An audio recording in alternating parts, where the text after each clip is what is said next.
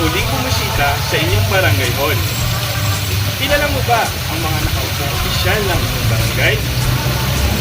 Nakadalo ka na ba ang tipo tawag ng barangay assembly sa inyong komunidad? Kung hindi pa, samahan niyo ako sa aking pakikibahagi ngayong araw sa gaganaping barangay assembly, hindi lamang bilang isang general officer, kundi bilang isang residente at botante dito sa aming barangay Bukay sa bayan ng Pagbilay, Lalawigan ng Quezon.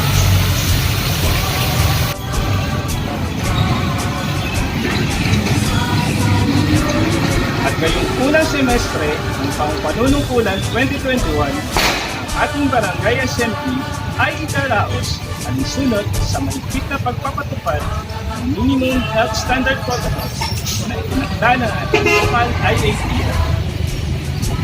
At ito ay may temang barangay at mamamayan sama-sama at magkaisa upang labanan ang pandemya tungo sa isang ligtas, maayos at maunlad na pamayanan. Sama ang tagumpay, ang bansang ito'y tahanan sa iyo. Sa paglilingkod, kabalikat bawat taon. Kaibigan ko at kapwa Pilipino, pagbuhat ang barangay. Kaysa sa layunin ang may kapal, maglingkod ang may dalag. Kaibigan ko at kapwa Pilipino, pagbuhat ang barangay. Kaysa sa layunin ang may kapal, maglingkod ang may dalag. Kaysa sa layunin ang may kapal, sa bayanang Pilipino.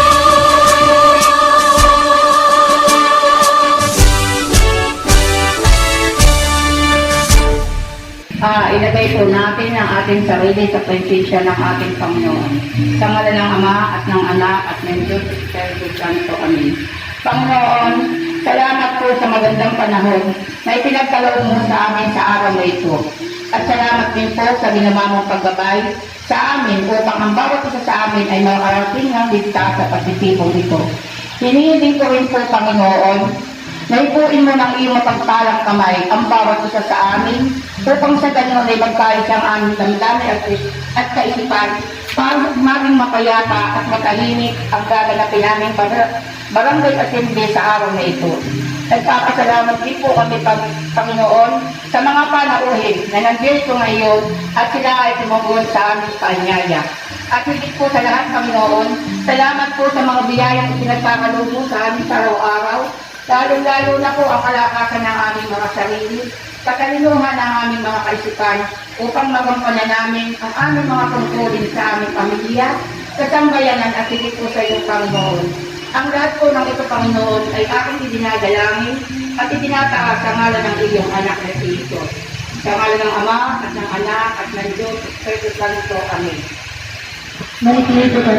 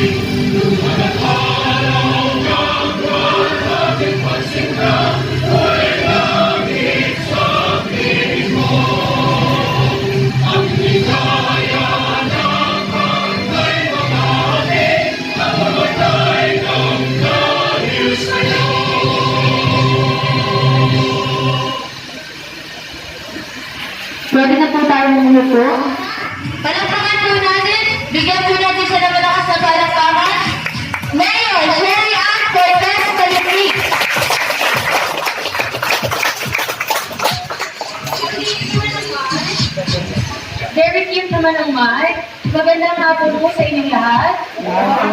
Sa atin pong ginagalang at minamahal na barangay, Kapitan Fernando Carlos, kasama ang nagseseksihang kagawad ng kagawad ng barangay, Secretary, Treasurer at SK, sa atin pong mga mamamayan na nandito pa rin, kasama ko po si Sir Angelo, sa isa na namang araw kung saan ang makapangyarihang pagkikita ng mamamayan at ng barangay officials ay nagaganap. Kung meron pong napakaraming schedule ngayong araw na ito, isa po ito sa araw na yun.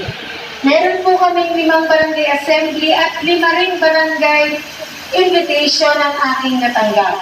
Sa katunayan, ako po ay umalis na ng barangay Ikirin at sabi, aalis na daw ang taga-Bukal, kaya kailangan ko nang pumunta dito.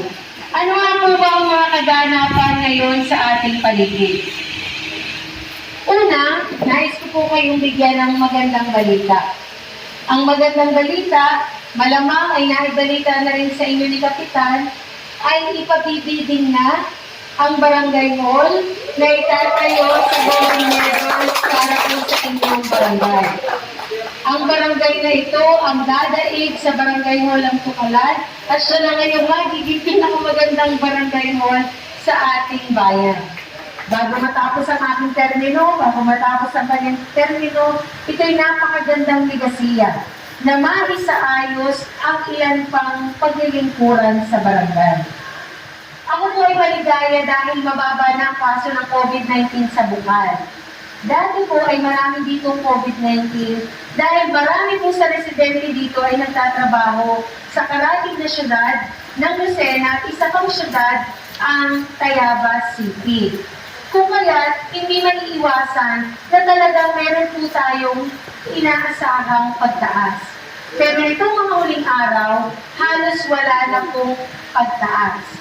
Kaya congratulations po sa inyong pinagsama-samang pagsusumika para sa gawain ito. Magandang hapon po sa ating lahat. Ito po ang magandang araw na kaganapan dito sa ating barangay assembly, ng ating barangay tuwan, sapagkat dito po natin malalaman kung ano na ito ang palalagayan ng ating mga barangay. Winimigam po ang ating mga panauhin sa katawan po ng ating municipal mayor, si Ariel Cortes Palitik, at sa ating pong DILG, Ma'am Lulu Pilaes, at ganoon din po sa ating fire ability, si Jonathan Albus, sa katawan po naman ni si Sir Gerald Minjoro po. Gerald Minjoro. Ganoon din po sa ating Konsihal Arlene Caraga. Maraming salamat po sa inyong pakikisa sa ating ganap na barangay assembly. At ganoon din po kay Sir BGP, Corporal Jeffrey Anglo. Maraming salamat sir sa inyong pong pakikisa. At ganoon dito sa ating data worker, kay sa tatlo po natin data worker, kay Ma'am Joy Disco, kay Ma'am Ana Maria Iuli. Sunod po magsasalita, tinatawagan ko po ang galing po ito sa Community Relationship Service Officer ng BGMP Quezon District Jail na nasa Talipan po. Tinatawagan ko po ang ating JO2, Sir Geoffrey B. Anglo.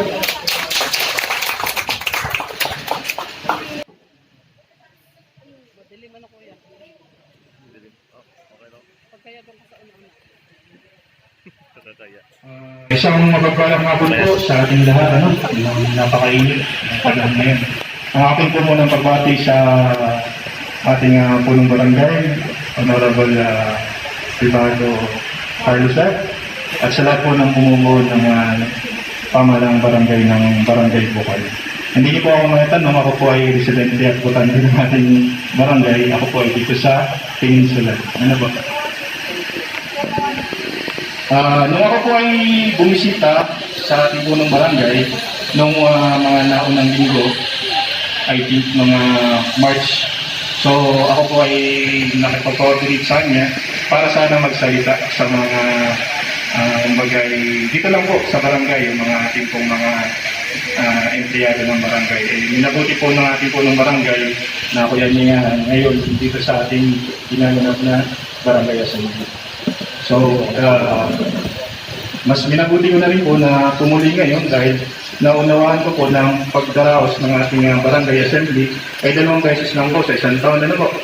Tuwing buwan ng Marso at Oktubre, alinsunod sa mandato ng ating Republic Act 7160 ba? O ang ating local government code. So, hindi ko na po masyado hahabaan ang aking pananalita. Alam ko po medyo limitado ang oras natin. Pero ang aking pong pananalita ay sesentro sa 5 usapin. Ano ba? Una po ay yung ating tinatawag na National Task Force to End Local Communist Armed Conflict ay yung ating pong NTAC. Ipinababatid po sa mamamayan na ang ating pamahalaan, nasyonal o lokal, ay may ginagawa na programa, mga proyekto na makakatulong sa pagsusulong ng kaunlaran at pagpapanatili ng kaayusan at katahimikan sa ating lipunan. Ano po? So, bahagi po ng ating responsibilidad bilang isang mamamayan na suportahan ng ating pamahalaan. Pangalawa po, sa usapin ng mga pangkalusugan, yung ating pong tinatawag na BIDA solusyon. So, alam niyo na marami kung ano yung acronym ng BIDA, no? Bawal, walang face mask, sanitize palagi ang kamay, dumistansya ng 2 metro, alamin ang tamang impormasyon. Pero, dahil sa muling pagtaas ng mga kaso ng COVID-19, minabuti ng ating DOH na gawin itong BIDA Plus. So, ano yung plus? Kaya, yun yung, syempre, suportahan natin ang programang pagbabakuna. Ano po? So, ginagawa ng ating pamahalaan ng lahat para may parating, may paabot sa pinakalaylayan ng ating lipunan, yung bakuna na proprotekta sa bawat mamamayang Pilipino. So, sa BIDA Plus din, hindi pwede yung nakamask ka nga, pero nasa baba, nakababa, ano? Dapat cover ang bibig. Hindi pwede na naka-face shield ka nga, may face shield ka, pero nasa ulo, no? At hindi rin sapat na naghuhugas ng kamay, kailangan ilang minuto, ilang segundo, at least 20 seconds, ano po? Para masiguradong malinis ang kamay, ligtas sa anumang virus. At syempre, yung pagdistansya, hindi sapat na dumidistansya tayo. So, ito, maganda itong example, meron tayo, open tayo, ano? So, may ventilation tayo. So, hindi kulong yung ating kumbaga bulwagan, ano? And then, hindi rin sapat na alamin yung tamang impormasyon. Dapat, ibinabahagi natin yung impormasyon sa nakakarami. Pero, sisiguraduhin po natin, bilang isang responsabling mamamayan din, na yung ipinahahayo natin impormasyon sa ating mga kapamilya, kapitbahay o kabarangay ay tama. Ano? Huwag na po tayo magpapakalat ng fake news. Tako naman tayo sa yung ating disiplina muna. Ano po? So, may mga ordinansa po na ipinapatupad ng ating lokal na pamahalaan para mapanatili ang kaayusan sa ating komunidad, particularly sa barangay. Ano po? So, susunod na po tayo doon sa mga batas trapiko, pagbabawal ng illegal parking, at syempre yung pagpapanatili po, napakahalaga ngayon summer, pagpapanatili ng kalinisan sa paligid. Ano? Usong-uso po ngayon ng summer-borne diseases. Ano? Sa usaping COVID, nalilimutan natin pag minsan, andyan ang dengue. No? So sa pagtutulong-tulong po natin dito sa barangay, may iwasan natin yung mga ganitong mga pagkalat ng mga sakit, ano? Pati ang cholera. Diba? Dahil may kakulangan minsan sa supply ng tubig kapag summer, yung tubig na ginagamit natin ay maaaring kontaminado. Hindi natin, kumbaga, napapakuluan masyado, no? So, konting lang po, ingat lang po. And then, pangapat, yung pong ating usapin sa intensified anti-illegal drug campaign po ng ating pamahalaan. Ano? So, makakaasa po kayo kasama ang ating mga law enforcement agencies, ang PNP, ang PIDEA, at kami rin po sa BGNP na pinapatupad po namin lahat po ng mga programa at advokasya na naglalayo para masugpo itong ating illegal drugs. Ano yung role na ginagampanan naman ng mga BGNP sa public safety? So dahil gusto natin tahimik ang mga bawat nating komunidad, yung mga may kaso, yung mga involved sa mga criminal acts o mga hindi magagandang gawa, so ito ay pansamantalang dinidetain sa aming pasilidad. Ano po? So yun ang kontribusyon namin. Inihiwalay muna namin siya sa society para sa ganon, tumakbo ng maayos ng lipunan. Then habang sila po ay nasa aming pangangalaga, sila po ay pilit namin ginagawa lahat ng paraan para po sila ay mabago. No? Sa pamamagitan ng pagbibigay ng mga development programs at intervention programs tulad ng ALS, TESDA, mga spiritual, moral recovery enhancement, and seminars. Ano po? So yun po. So para paglabas nila sa aming pasilidad, masasabi natin sila ay law-abiding na. So hindi na sila makakadagdag pa sa problema ng ating lipunan. Panghuli na lang po ay yung ating siguro ay environmental promotion and conservation. Ano po? Hindi niyo po maitanong, kami po sa BGNP, bago pa man nung magpandemya, ay active na po sa pag-inahok sa mga programang naglalayong pangalagaan naman ng ating kalikasan. No? So nagkakanta kami ng mga clean-up drives, makikita nyo kami dyan minsan sa labas ng ating mga komunidad, mga coastal clean-up, yan sa ating mga karagatan, at even yung pagtatalim ng mga bakawan, mga groups. So mahalaga rin po ang pangalagaan natin ng ating kalikasan. No? At syempre yung ating kahandaan pagdating sa mga calamities. Ano po?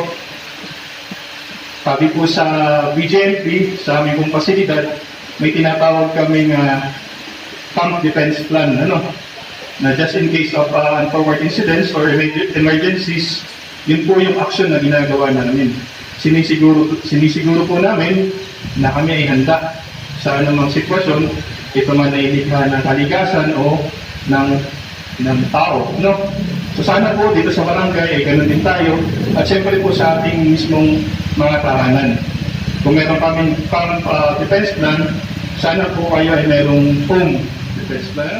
Panghuli po ay ako po ay nagpapasalamat sa bumubuo po ng Barangay Buwan para po sa pagkakataon na kayo ay makadaog pang palit po ngayong hapon.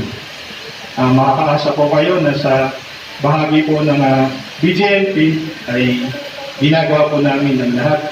No? Kami po ay patuloy na nagtatrabaho para mapanatili, tumulong sa pagpapanatili ng kaayusan sa ating lipunan sa pamamagitan po yan ng pagsisafekeep natin ng ating mga PBL o Persons Deprived of Liberty na sa aming pangangalaga. So yun lang po siguro, at maraming salamat po sa inyo. Pagpalain po tayo ng pangangalaga. Salamat. Maraming salamat po kay Sir Atlo sa pagpapaalala po ng ating health protocol at mga bawal gawin po ngayong panahon ng pandemic. Kasunod po nating tagapagsalita, galing po sa ating Bureau of Fire Protection ng Bayan ng Pagbilao. Palakpakan po natin, Fire Officer 3, Sir Gerald Minjoro.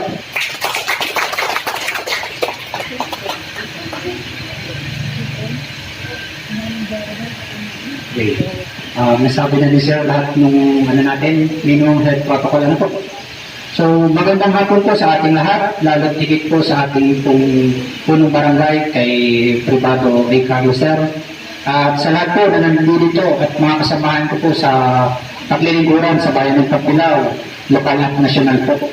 Bali, ako po si Fire Officer 3 Mindoro at sa ngalan po ng BFP Pagbulao sa pamumuno po ni Jonathan SF4 Jonathan R. Albos. Kami po ay muling andito sa inyong harapan upang kayo po ay paalalahanan na ang pag-iingat po sa sunog ay mas lalo pa po natin paiktingin. Ano po? Nang sa ganun po, tayo po ay muling makaiwas, mabawasan at higit sa lahat mag-zero fire incident po tayo dito sa bayan ng Pagbulao, especially po dito sa Barangay Bukal. Ano po? At alam ko naman po, yan po ay ginagawa na ninyo sapagkat kitang-kita naman, bibihira po tayo magkaroon ng sunog. Ano po? Gayun pa man, ay huwag po natin ipapasanta doon na hindi tayo masunugan. Ano?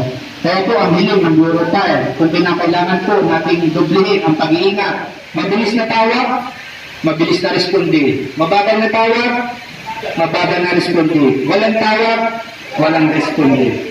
Ano po? Hindi po kami manghula kung saan mayroong sunog o kung saan mayroong aksidente. Kailangan po namin ng tatawag. Ano po? So, yun naman po. Magandang hapon sa ating lahat. Maraming salamat po. And maraming salamat po kay Sir Gerald Mindoro.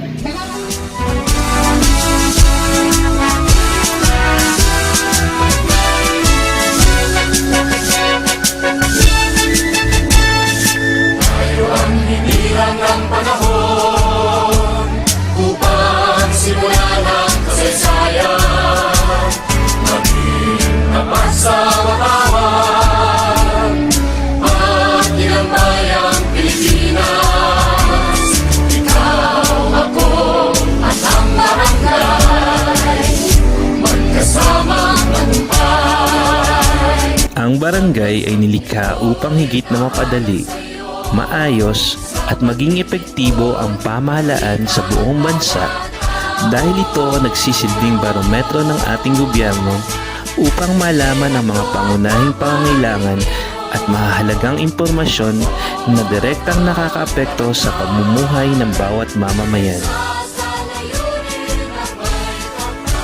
Karapatan na tungkulin ng bawat mamamayan na malaman ang estado ng pamamahala sa kanilang barangay kasama na ang iba't ibang isyong panlipunan at mga programang naglalayong masiguro ang patuloy na kaunlaran, katahimikan at kalusugan sa bawat nating komunidad.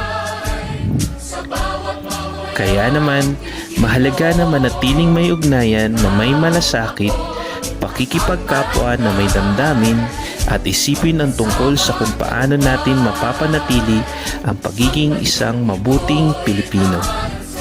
Muli po, ako po si Jail Officer 2 Geoffrey B. Anglo na nagpapaalala na basta magkakasama at nagtutulungan, walang krisis na hindi natin kayang labanan. Maraming salamat po sa inyong pakikibahagi. Hanggang sa susunod na edisyon ng ating Serbisyong Ugnayan sa Pamayanan.